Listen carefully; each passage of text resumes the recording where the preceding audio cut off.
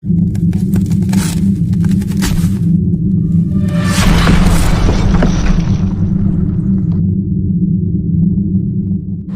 Viewers, எல்லோரும் எப்படி இருக்கீங்க? நான் நல்லா இருக்கேன். நான் உங்கள் கலை பேசுகிறேன். இன்றைக்கி நம்ம வீடியோவில் என்ன பார்க்க போகிறோன்னா, முட்டை சேமியா பிரியாணி எப்படி செய்யலான்னு பார்க்க போகிறோம். அதுக்கு தேவையான பொருட்கள் பார்த்துட்டிங்கன்னா, 2 பெரிய சைஸ் பல்லாரி, ஒரு பெரிய சைஸ் தக்காளி, பச்சை மிளகா, கிராம்பு, பிரியாணி இலை, பட்டை, சோம்பு. அடுத்து முட்டை, 2 சேமியா பாக்கெட்டு, கரம் மசாலா, அப்புறம் நார்மல் மசாலா பொடி.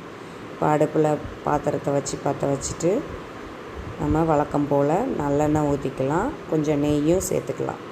நெய் ஊற்றினா வாசனையாக இருக்கும். அடுத்து அந்த தாளிக்க வேண்டிய பொருட்கள் எல்லாத்தையும் போட்டுடலாம். கிராம்பு, பட்டை, பிரியாணி இலை எல்லாத்தையுமே போட்டுடலாம். அது பொரிஞ்சு வந்ததும் வெங்காயம் போட்டுடலாம். வெங்காயம் நல்லா பொன்னிறமாக வரணும். பொன்னிறமாக வதங்கினதுக்கப்புறமா தக்காளி சேர்த்துக்கலாம்.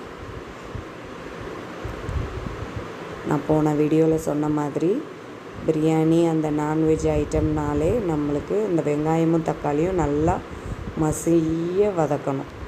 இப்போ நல்லா வதக்கிட்டுருக்கேன். அதுக்கு கொஞ்சம் லேசாக உப்பு சேர்த்துக்கிட்டிங்கன்னா சீக்கிரமாக வதங்கிடும்.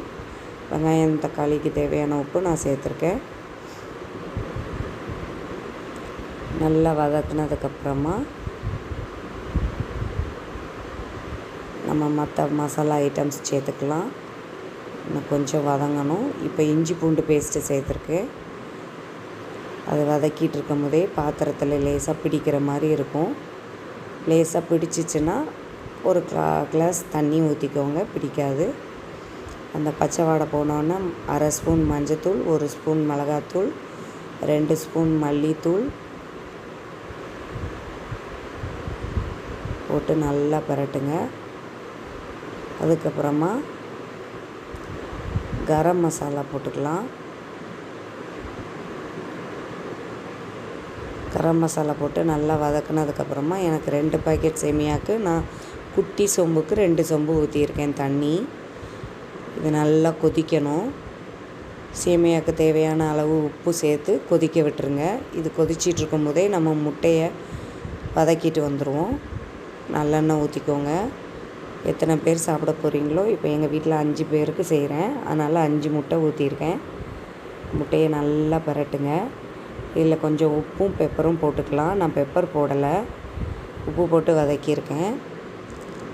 அதை வதக்கி தனியாக எடுத்து வச்சுக்கலாம். இப்போ தண்ணி நல்லா கொதிச்சிருச்சு. கொதித்த உடனே நம்ம சேமியா சேர்த்துடலாம். தண்ணி கம்மியாக சேர்த்தோம் அப்படின்னா சேமியா நல்லா உதிரியாக இருக்கும். சில பேருக்கு உதிரியாக பிடிக்காது. அந்த நேரத்தில் கொஞ்சம் தண்ணி அதிகமாக சேர்த்து அதை கிச்சடி மாதிரி பண்ணிக்கலாம். இப்போ பாருங்கள், நல்லா சேமியா உதிரியாக வந்துடும். தண்ணியெலாம் போயிடுச்சு. உதிரியான உடனே நான் அடுப்பை சிம்மில் வச்சுட்டு கொஞ்சம் நேரம் மூடி வச்சுருக்கேன். மூடி வைக்கிறதுல கொஞ்சம் நல்லா வெந்துடும். பார்த்திங்கன்னா பிரியாணி நல்லா ரெடி ஆயிடுச்சு. இந்த ஸ்டேஜில் நம்ம முட்டையை சேர்த்துடலாம். முட்டையை அதில் போட்டு நல்லா பரட்டிட வேண்டியதான். உங்களுக்கு பார்க்கும் போதே தெரியும் சேமியா நல்லா உதிரியாக இருக்குது. சில பேர் உதிரியாக சாப்பிட மாட்டாங்க. அப்படிப்பட்டவங்களுக்கு கொஞ்சம் தண்ணி 1/2 சொம்பு அதிகமாக சேர்த்து கிச்சடி மாதிரி பண்ணி கொடுத்துருங்க. ஆனால் பிரியாணி ஐட்டம்னாலே கொஞ்சம் உதிரியாக இருந்தால் தான் டேஸ்ட் இருக்கும். நான் முதலே நெய் ஊற்றினனால இப்போ ஊற்றலை. இப்போ லாஸ்ட்டாக முடிக்கும் போது கூட நீங்கள் கொஞ்சம் நெய் ஊற்றி பரட்டிக்கலாம். இதில் நீங்கள் கருவேப்பிலை, மல்லி போட்டு அழகாக சர்வ் பண்ணலாம்.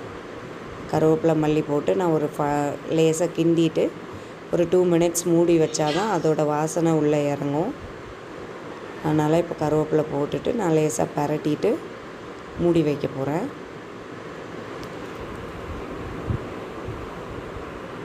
ரொம்பையும் நம்ம போட்டு பரட்டிகிட்டு இருக்கக்கூடாது. லைட்டாக அப்படி பரட்டி விட்டுட்டு பிரியாணி தம் வைக்கிற மாதிரி வச்சு மூடிடுங்க. அந்த வாசனை இறங்கட்டும். அடுப்பு ஆஃப் பண்ணிடலாம். இப்போ இந்த முட்டை ஓடு நான் தனியாக எடுத்து வச்சுருக்கேன் பார்த்துருக்கீங்களா? இதை வச்சு நான் அடுத்தது ஒரு கிராஃப்ட் ஒர்க் செய்கிறேன். அடுத்த வீடியோ பார்க்கலாம். இப்போ பாருங்கள், சேமியா ரெடி ஆயிடுச்சு. சேமியா பிரியாணி இப்போ தட்டில் வச்சு நீங்கள் அழகாக சர்வ் பண்ணலாம். பார்க்கவே உதிரியாக நல்லா கலர்ஃபுல்லாக இருக்குது. டேஸ்ட்டும் சூப்பராக இருக்கும். இந்த குழந்தைங்க சேமியா நிறைய பேர் சேமியாவை விரும்பவே மாட்டாங்க. இந்த மாதிரி பிரியாணி மாதிரி கிண்டி கொடுத்தீங்கன்னா அழகாக சேமியா சாப்பிட்ருவாங்க. நல்ல ஒரு ஹெல்த்தி டிஃபனாக இருக்கும். இந்த வீடியோ பிடிச்சிருந்தால் லைக் பண்ணுங்கள், ஷேர் பண்ணுங்கள், சப்ஸ்கிரைப் பண்ணுங்கள். பாய்.